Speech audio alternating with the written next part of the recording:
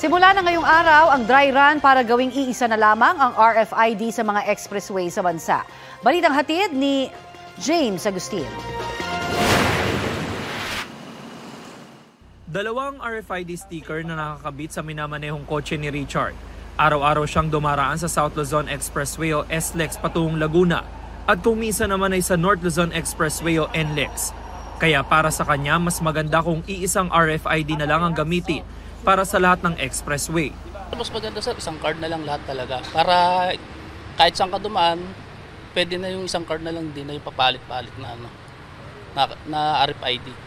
Para isa na lang yung natin yung ng mga load.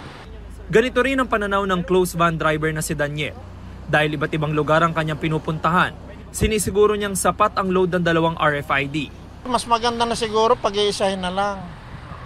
Kasi kung dala-dalawa pa, yung pagkukuha nung SOA, yung statement of account, mahirap. Kung minsan nadidelay, kailangan nang mai-submit dun sa office. Ganun po nangyayari. Kung minsan yung load, pag hindi na mo monitor, kailangan lagi. Pagdaan ng toll gate, i-re-record po sana lagi. Ganun. Kung minsan po, kinakain. Ngayong araw sisimulan na ng Toll Regulatory Board o TRB ang dry run para sa toll collection interoperability. Ibig sabihin, iisang RFID at iisang account na lang ang gagamitin sa mga expressway. Pero ayon sa tagapagsalita ng TRB na si Julius Corpus, piling sasakyan lang muna ang kabilang sa dry run.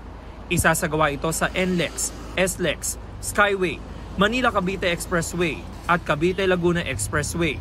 Ang magiging resulta ire-review ng TRB. Target na maipatupad ito sa Hulyo.